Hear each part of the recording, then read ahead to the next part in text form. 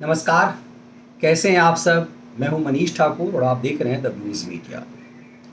अरविंद केजरीवाल के स्वास्थ्य मंत्री, गृह मंत्री सत्येंद्र जैन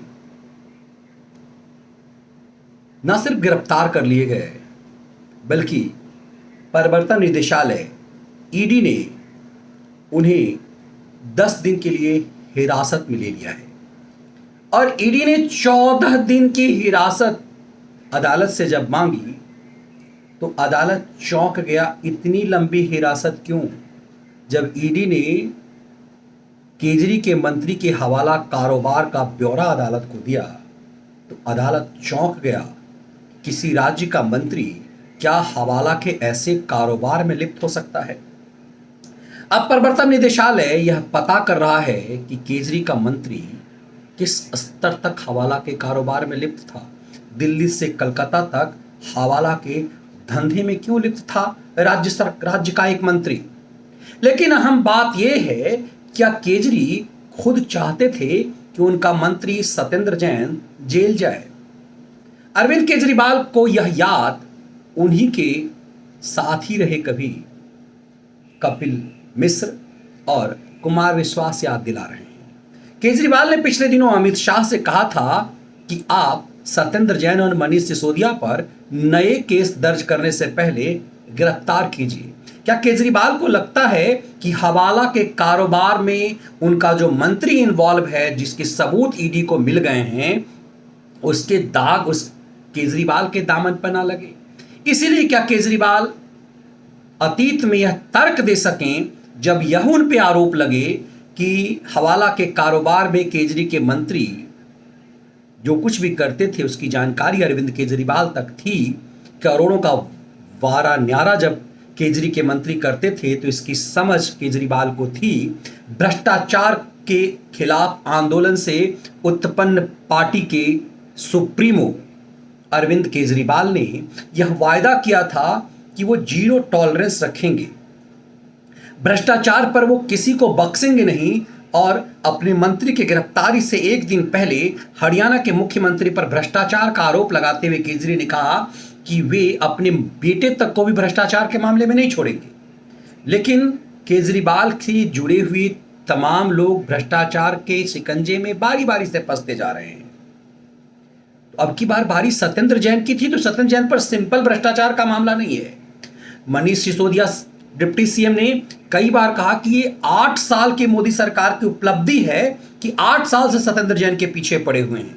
मतलब सत्येंद्र जैन इतना बड़ा हो गया कि भारत के प्रधानमंत्री उसी सत्येंद्र जैन के पीछे 24 घंटा पड़े रहते हैं, अपनी ऊर्जा सत्येंद्र जैन पे ही लगाते हैं। धाम बड़े दर्शन छोटे।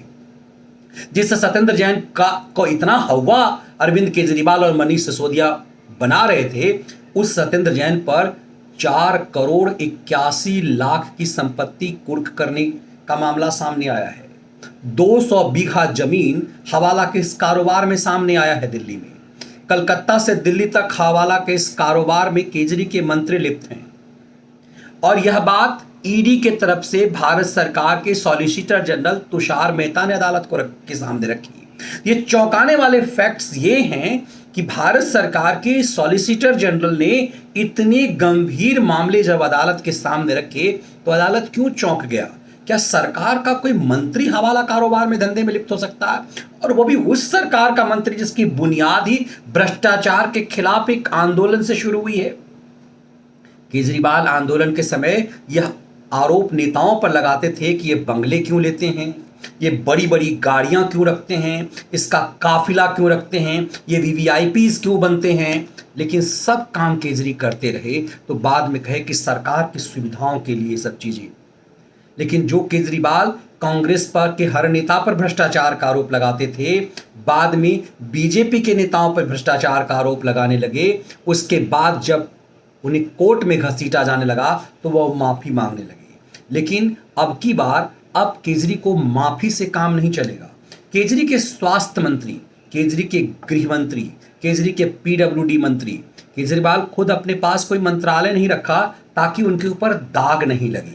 वो ये कह सकें कि उनके पास कोई काम करने की कोई ऐसी जिम्मेदारी नहीं थी, इसलिए कोई कट मनी उनके पास नहीं पहुंचता था। लेकिन सवाल ये है कि जब केजरीवाल के एक मंत्री सत्येंद्र जैन पर इतने गंभीर आरोप लगे और इस आरोप के साक्ष्य अदालत तक पहुंचे, उससे पहले केजरीवाल ने गृह मंत्री अमित शाह से यह क्यों कहा कि सत्येंद्र जैन और मनीष सिसोदिया को गिरफ्तार कर लीजिए? आखिर केजरीवाल क्यों चाहते थे कि सत्येंद्र जैन की गिरफ्तारी हो?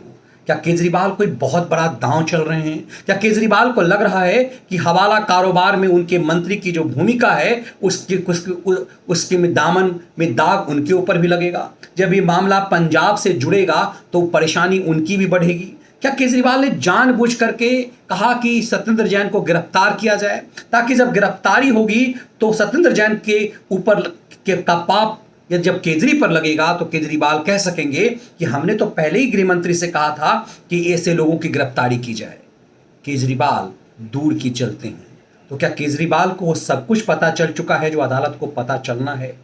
क्या सत्येंद्र जैन के हवाला कारोबार में किसकी कितनी भूमिका है, यह सब कुछ केजरीवाल को पता है? और केजरीवाल अब यह समझ गए हैं कि अमित शाह बख्शने वाले नहीं हैं। क्या केजरीवाल ने इसीलिए सीधे तौर पर गृह मंत्री से कहा कि आप सत्येंद्र जैन को गिरफ्तार क्यों नहीं करते?